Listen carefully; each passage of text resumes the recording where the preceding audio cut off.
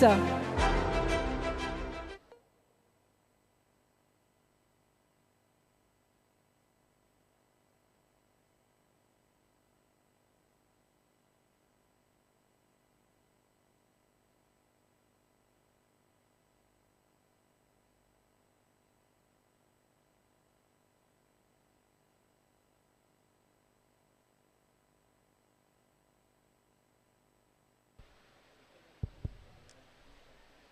നമസ്കാരം. പൂരങ്ങളുടെ നാട്ടിലെ തൃശ്ശൂർ ഈ ഒരു പ്രതികൂല സാഹചര്യത്തിലും ഞങ്ങളുടെ 24 ന്യൂസ്, ടിസ്, എച്ച്ടെക്, കുറേ സഹോദരന്മാർ, ഞങ്ങൾ അത്രയും പേരും ഇവിടെ എടുത്ത എഫേർട്ടിൽ ഈ ഒരു പ്രതികൂല സാഹചര്യത്തിലും ഞങ്ങളുടെ പരിപാടി അനുകൂലമാക്കാൻ വന്ന പ്രിയ +2 വിജയിച്ച വിദ്യാർത്ഥികളും അവരുടെ പേരൻസിനെയും ആദ്യം തന്നെ ഹൃദയത്തിൻ്റെ ഭാഷയിൽ നന്ദി പറയുന്നു.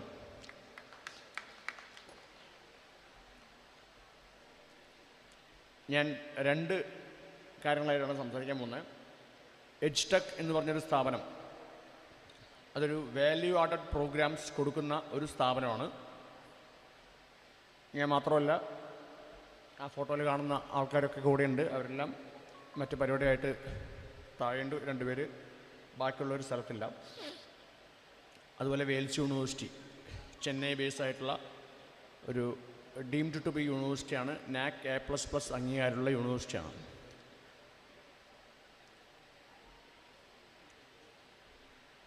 ആദ്യം തന്നെ ഒരു കാര്യം പറയാം. നമ്മൾ 10ാം ക്ലാസ്സും +2 കഴിയുമ്പോഴാണ് നമ്മളുടെ ബന്ധുക്കളും സുഹൃത്തുക്കളും അയൽവാസികളും അച്ഛൻ്റെ കൂടെ വർക്ക് ചെയ്യുന്ന ആൾക്കാരും അമ്മയുടെ കൂടെ വർക്ക് ചെയ്യുന്ന ആൾക്കാരൊക്കെ നമ്മൾ ഉപദേശിക്കാൻ വരിക. 10ാം ക്ലാസ് കഴിഞ്ഞ് കുറച്ച് A+ കൂടുതൽ വാങ്ങിച്ചുകൊണ്ട് കൊമേഴ്സും ഹ്യൂമാനിറ്റീസും പഠിക്കാൻ ആഗ്രഹിച്ച കുട്ടികളെ ബയോളജി സയൻസ് എടുത്ത് പഠിപ്പിക്കും. അന്ന് മുതൽ നമുക്ക് പ്രഷറാണ്. ബയോളജി സയൻസ് എടുത്ത് പഠിച്ച് എൻജിനീയറോ ഡോക്ടറോ ആവണം, ഇല്ലെങ്കിൽ പ്രസ്റ്റേജ് പ്രശ്നമാണ്, അല്ലേ? അതുപോലെ ഈ കൊമേഴ്സ് പഠിച്ചാലും ഹ്യൂമാനിറ്റീസ് പഠിച്ചാലും രക്ഷപ്പെടില്ല എന്നുള്ള ഒരു മുൻവിധിയുണ്ട്. അത് നമ്മൾ ആദ്യം മാറ്റണം. ഇപ്പോൾ തൃശ്ശൂരിൽ ഏറ്റവും നല്ല ഡോക്ടർ ആരാ? ഒരു നെഞ്ചുവേദന വന്നാൽ കാണിക്കാൻ പറ്റുന്ന ഡോക്ടറിൻ്റെ പേരറിയോ? അറിയോ?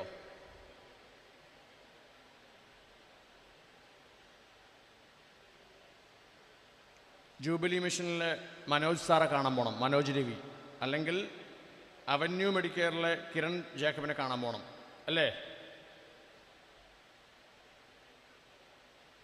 നല്ല ഹോസ്പിറ്റലാണെന്ന് ചോദിച്ചാൽ അമലിയിലോ ജൂബിലിയിലോ ദയയിലോ ഒക്കെ പോവും. ഇവിടെ പറ്റിയില്ലെങ്കിൽ കൊച്ചിയിലെ അമൃതി പോവും. അങ്ങനെയല്ലേ ശരി? ഈ പറഞ്ഞ ഡോക്ടർമാർ അല്ലെങ്കിൽ നല്ല എൻജിനീയർമാർ, തൃശ്ശൂരിലെ നല്ല എൻജിനീയർമാരാരെന്നറിയോ?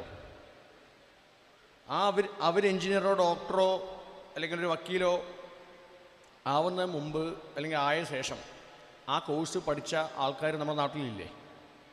എന്തുകൊണ്ടാണ് നമ്മൾ ആ കോഴ്സിൻ്റെ അല്ലെങ്കിൽ ആ MBBSൻ്റെയോ അല്ലെങ്കിൽ എൻജിനീയറിങ്ങിൻ്റെയോ അല്ലെങ്കിൽ LLBൻ്റെയോ അല്ലെങ്കിൽ ഒരു ചാർട്ടർ അക്കൗണ്ടൻ്റെയോ നമ്മൾ സ്ഥിരമായി കേൾക്കുന്ന പേരല്ലാതെ നമ്മളെങ്ങനെയാണ് പുതിയ ആൾക്കാർ അതിനുശേഷം പഠിക്കാൻ പോയിട്ടില്ലേ? അതിനുശേഷം 10,000-കണക്കിന് ഡോക്ടർമാരും 10,000-കണക്കിന് എൻജിനീയർമാരും 10,000-കണക്കിന് വക്കീലന്മാരും ചാർട്ടർ അക്കൗണ്ടന്റുമാരും ലോയേഴ്സും ഒക്കെ ഉണ്ടായിട്ടുണ്ട്. പക്ഷേ എന്തുകൊണ്ടാണ് നമുക്ക് അവരുടെ പേരിൻ്റെ മുമ്പിൽ അല്ലെങ്കിൽ അവരെക്കാളും മുമ്പിൽ നമ്മൾ എത്തിപ്പെടാൻ പറ്റില്ല എന്ന് ചിന്തിച്ചിട്ടുണ്ടോ? കാരണം ഒരു 10 മിനിറ്റ് കേട്ടോ.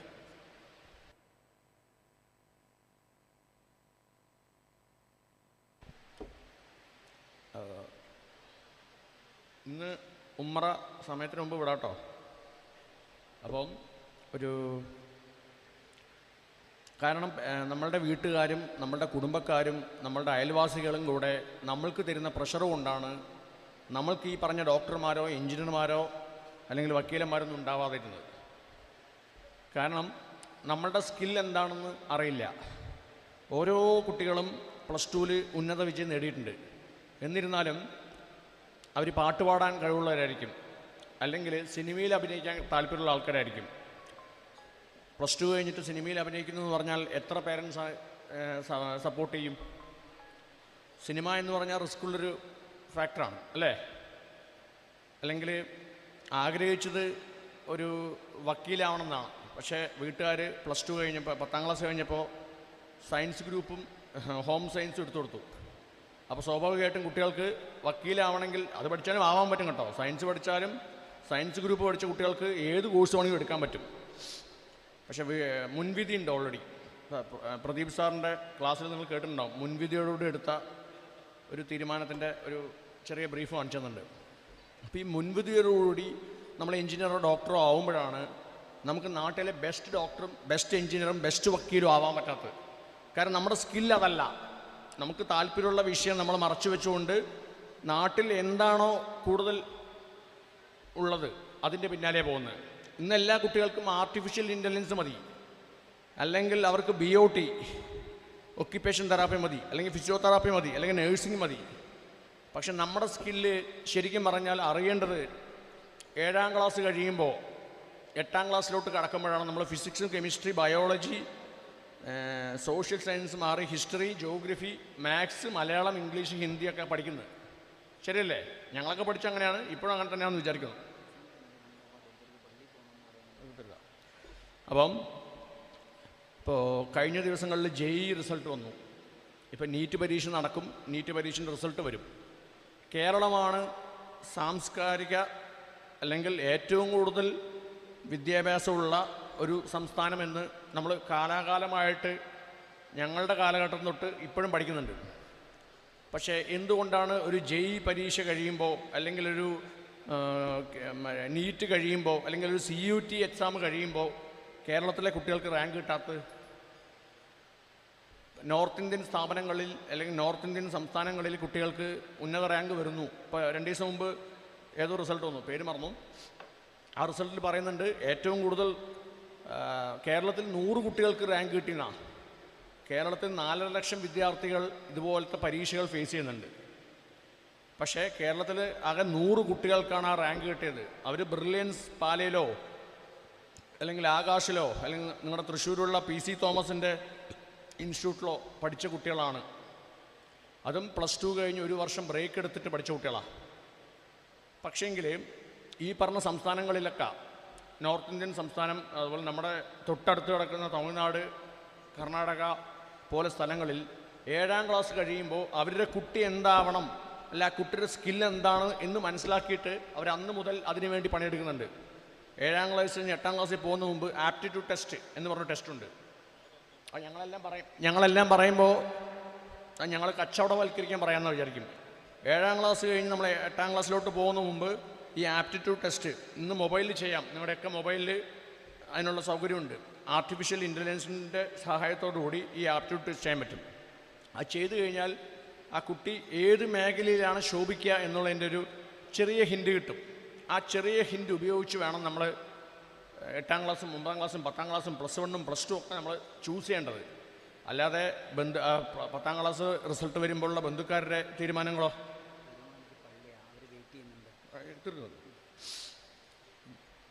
അപ്പം അങ്ങനെ ബന്ധുക്കാരുടെ തീരുമാനങ്ങളുടെ അടിസ്ഥാനത്തിലും അല്ലെങ്കിൽ നമ്മളുടെ മുമ്പ് പഠിച്ച ആൾക്കാരുടെ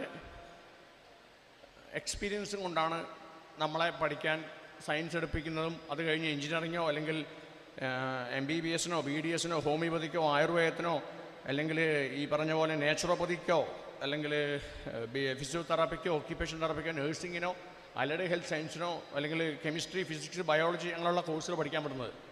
അപ്പോൾ നമ്മൾ ആദ്യം ചെയ്യേണ്ടതെന്നറിയോ, നമ്മളുടെ തീരുമാനം എന്താണ് എന്നുള്ളത് നമ്മളുടെ പേരൻസിനോട് പറയണം. എൻ്റെ താല്പര്യം ഫോട്ടോഗ്രാഫിയാണ്, എൻ്റെ താല്പര്യം സോഷ്യൽ മീഡിയ ആണ്, അല്ലെങ്കിൽ എൻ്റെ താല്പര്യം സിനിമയിൽ അഭിനയിക്കുകയാണ്, എൻ്റെ താല്പര്യം എഞ്ചിനീയറാണ്, എൻ്റെ താല്പര്യം ഡോക്ടറാണ് എന്നുള്ളത് നമ്മൾ ആദ്യം സംസാരിക്കുന്നത് നമ്മുടെ പേരൻസിനോടാണ്. കാരണം ഈ പേരൻസാണ് നിങ്ങൾക്ക് വേണ്ടിയുള്ള ഫണ്ട് സ്വരൂപിക്കുന്നത്. എല്ലാവരും ഈ പറയുന്ന എന്താണോ കോഴ്സ് ആ കോഴ്സിൻ്റെ മുഴുവൻ ചിലവ് പൈസ കൈവച്ചിട്ടായിരിക്കില്ല. അവർ ലോൺ എടുത്തിട്ടും KSFE ചിട്ടി പിടിച്ചിട്ടും കുറികൾ പിടിച്ചിട്ടൊക്കെ ആയിരിക്കും, തൃശ്ശൂർ കുറികളുടെ നാടാണല്ലോ, കുറികൾ പിടിച്ചിട്ടൊക്കെ ആയിരിക്കും കുട്ടികളെ പഠിപ്പിക്കുന്നത്. അപ്പോൾ ആദ്യം കുട്ടികളെ എല്ലാവരും സ്വന്തം അച്ഛനമ്മയോട് എൻ്റെ താല്പര്യം ഇതാണ് എന്ന് ഓപ്പണായിട്ട് പറയാൻ പഠിക്കുക. ഞാനിങ്ങനെ പറയുന്നതുകൊണ്ട് എൻ്റെ അച്ഛന് അല്ലെങ്കിൽ എൻ്റെ അമ്മയ്ക്ക് അല്ലെങ്കിൽ എൻ്റെ സഹോദരന് അല്ലെങ്കിൽ എൻ്റെ മാമന് ബുദ്ധിമുട്ടുണ്ടാവും എന്നുള്ള തോന്നൽ മാറ്റി വെച്ചുകൊണ്ട് എൻ്റെ താല്പര്യം ഇതാണ്, ആ താല്പര്യം കൊണ്ട് ഞാൻ പഠിക്കാൻ പോവുകയാണെങ്കിൽ എനിക്ക് ഞാൻ അതിൽ ഏറ്റവും ബെസ്റ്റ് ആവും.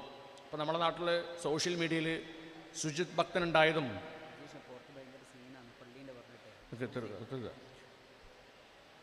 അപ്പോൾ സിമ്പിളായിട്ട് പറയാം, നിങ്ങളുടെ താല്പര്യം നിങ്ങൾ വീട്ടുകാരോട് സംസാരിച്ച് അതിനുള്ള ബഡ്ജറ്റിലുള്ള കോളേജുകൾ പഠിക്കുക, കോളേജുകൾ സെലക്ട് ചെയ്യുക. ഇപ്പോൾ കേരളത്തിലാണ് ഒരു ഡിഗ്രി പഠിക്കാൻ ഉദ്ദേശിക്കുന്നുവെങ്കിൽ Calicut university, MG university, Kannur university, Kerala university, engineering ആണെങ്കിൽ KTU, അതുപോലെ മെഡിക്കൽ കോഴ്സ് ആണെങ്കിൽ കുഹാസ്, ഇവിടെയെല്ലാം അഡ്മിഷന് വേണ്ടി ശ്രമിക്കുക. അത് തമിഴ്നാട്ടിലാണെങ്കിൽ MGR university, Anna university, MGR university medical കോഴ്സുകൾക്കും അണ്ണാ യൂണിവേഴ്സിറ്റി എഞ്ചിനീയറിങ്ങിനും, അതുപോലെ ഡിഗ്രികൾക്ക് ഭാരതിദാസൻ, പെരിയാർ പോലത്തെ യൂണിവേഴ്സിറ്റി. അത് ബാംഗ്ലൂർ പോവുകയാണെങ്കിൽ, കർണാടക പോവുകയാണെങ്കിൽ രാജീവ് ഗാന്ധി യൂണിവേഴ്സിറ്റിയാണ് MBBS പഠിക്കേണ്ടത്, അല്ലെങ്കിൽ അലൈഡ് ഹെൽത്ത് സയൻസും മെഡിക്കലും നഴ്സിംഗും ഒക്കെ പഠിക്കേണ്ടത്. എഞ്ചിനീയറിംഗ് ആണെങ്കിൽ VTU, ഡിഗ്രി ആണെങ്കിൽ ബാംഗ്ലൂർ യൂണിവേഴ്സിറ്റി, മൈസൂർ, തുംകൂർ, അങ്ങനെയുള്ള മംഗലാപുരം, അങ്ങനെ പല യൂണിവേഴ്സിറ്റികളുണ്ട്. ഇതാണ് നമ്മൾ സെലക്ട് ചെയ്യേണ്ടത്. വെള്ളിയാഴ്ച ആയതുകൊണ്ട് വേഗം അവസാനിപ്പിക്കുകയാണ്. അപ്പോൾ എൻ്റെ സ്ഥാപനം എഡ്ജ്ടെക് എന്ന് പറഞ്ഞ സ്ഥാപനമാണ്. ഈ സ്ഥാപനത്തിൽ നിങ്ങൾ എവിടെയാണോ ഡിഗ്രി പഠിക്കുന്ന കുട്ടികൾ നമ്മളിലൂടെ അഡ്മിഷൻ എടുക്കുകയാണെങ്കിൽ നമ്മൾ ആ കുട്ടികൾക്ക് വാല്യൂ ആഡഡ് പ്രോഗ്രാം, നിങ്ങൾ പഠിക്കുന്നൊരു BBA, BCom, BA എന്തോ ആയിക്കോട്ടെ, അതിന് വേണ്ടുന്ന വാല്യൂ ആഡഡ് പ്രോഗ്രാം ചെയ്തുകൊണ്ട് കുട്ടികൾക്ക് പ്ലേസ്മെൻറ്റ് അസിസ്റ്റൻസ് ചെയ്തു തരിക എന്നുള്ളതാണ് നമ്മുടെ സ്ഥാപനത്തിൻ്റെ മെയിനായിട്ടുള്ള ഉദാഹരണം. അതുപോലെ ഞാൻ വന്ന വെയിൽസ് യൂണിവേഴ്സിറ്റി ചെന്നൈ, അത് MBBS സ്കൂൾ തൊട്ട് MBBS വരെ പഠിക്കാൻ പറ്റുന്ന അവസരമുണ്ട്. അവിടെ മെരിടൈം കോഴ്സുകളുണ്ട്, എന്ന് വെച്ചാൽ മെർച്ചൻ്റ് നേവി കോഴ്സുകളുണ്ട്. അവിടെ IMU CET എൻട്രൻസ് എഴുതിയിട്ടാണ് BSc നോട്ടിക്കൽ സയൻസും മറൈൻ എഞ്ചിനീയറിംഗും നോട്ടിക്കൽ സയൻസും പഠിക്കേണ്ടത്. അല്ലാത്ത 50% PCMൽ മാർക്ക് വാങ്ങുന്ന കുട്ടികൾക്ക് BBA maritime logistic, BTech naval architecture എന്നുള്ള കോഴ്സുകളും, എഞ്ചിനീയറിംഗ് പ്രോഗ്രാമിൽ മാത്സ് പഠിക്കാത്ത കുട്ടികളുണ്ടെങ്കിൽ അവർക്ക് എഞ്ചിനീയറിംഗ് എടുക്കാനുള്ള ഓപ്ഷൻ ഉണ്ട്. അത് ബയോടെക്നോളജിയും ബയോമെഡിക്കൽ എഞ്ചിനീയറിംഗും വിത്തൗട്ട് മാത്സ് പഠിക്കാം. അത് ഇന്ത്യയിലുള്ള ഡീംഡ് യൂണിവേഴ്സിറ്റിയിലെല്ലാം പഠിക്കാൻ പറ്റും. മറിച്ച് ഡിഗ്രി പ്രോഗ്രാമെല്ലാം 50% കൊണ്ട് 50% മാർക്ക് കൊണ്ട് പഠിക്കാൻ പറ്റും. മറിച്ച് മെഡിക്കൽ കോഴ്സുകളെല്ലാം ഈ പറഞ്ഞ നഴ്സിംഗ് ഉണ്ട്, ഫാർമസി ഉണ്ട്, BOT, BPT അങ്ങനെയുള്ള കോഴ്സുകളുണ്ട്. MBBS നീറ്റിൻ്റെ മാർക്കിൻ്റെ അടിസ്ഥാനത്തിൽ NMC രജിസ്ട്രേഷൻ ചെയ്തിട്ട് ചെയ്യാൻ പറ്റുക. നമ്മുടെ സ്റ്റാൾ ഫ്രണ്ടിൽ എഡ്ജ്ടെക് എന്ന് പറഞ്ഞ സ്റ്റാളുണ്ട്, അവിടെ പോയാൽ നിങ്ങൾക്ക് കുറച്ചധികം കാര്യങ്ങൾ പഠിക്കാൻ പറ്റും. അതുപോലെ ഈ ഹാളിൻ്റെ താഴെയുള്ള ഓരോ സ്റ്റാളുകളും ശോശ്രയ കോളേജുകളുടെ സ്റ്റാളുകളാണ്. നിങ്ങളവിടെ പോയി ബ്രോഷേഴ്സും നിങ്ങളുടെ കാര്യങ്ങളും കളക്ട് ചെയ്യുക. നമ്മളുടെ ഓഫീസ് തൃശ്ശൂർ 3-4 ലൊക്കേഷനിലുണ്ട്, അവിടെ പോയിട്ടും നേരിട്ട് കാര്യങ്ങൾ അറിയാൻ പറ്റും. അപ്പം എല്ലാവരും ഫ്രീ ആയിട്ട് നമ്മുടെ ജംഷി ആദ്യത്തെ സംസാരത്തിൽ പറഞ്ഞിട്ടുണ്ട്, ഫ്രീ ആയിട്ട് ചിറകുകൾ പറക്കാൻ വേണ്ടി ശ്രമിക്കുക. മറ്റുള്ള ആൾക്കാരുടെ പ്രേരണ കൊണ്ട് ദയവേത് ഉണ്ടാക്കരുത്. അപ്പോൾ സ്റ്റാളിൽ വരിക, അവിടെ നമ്പർ കിട്ടും, സംസാരിക്കാം, മെസ്സേജ് അയക്കാം.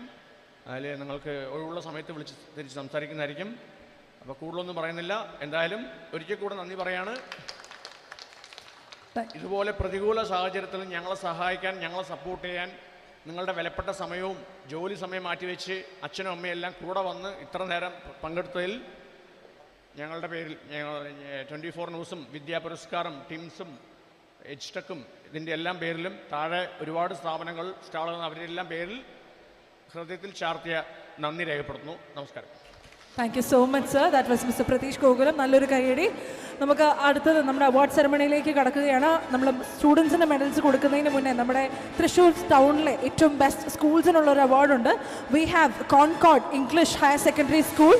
V have a faculty from there. നല്ലൊരു കൈയടിയോടെ നമുക്ക് അദ്ദേഹത്തെ വേദിയിലേക്ക് സ്വാഗതം ചെയ്യാം.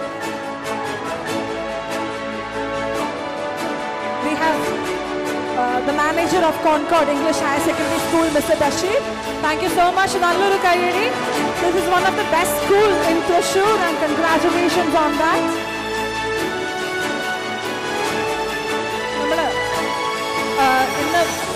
വെള്ളിയാഴ്ചയാണ്, പള്ളിയിൽ പോകാൻ തിരക്കുള്ളവരെ പെട്ടെന്ന് മുന്നോട്ട് വരുവാണെങ്കിൽ നമ്മൾ കൊടുത്തു തുടങ്ങാം. ഇപ്പോൾ വിൽ സ്റ്റാർട്ട് ഫ്രം ഹിയർ. എത്ര ഡയറക്ടേഴ്സ് ഉണ്ടോ അത്രയും പേര് വെച്ച് നിൽക്കുക.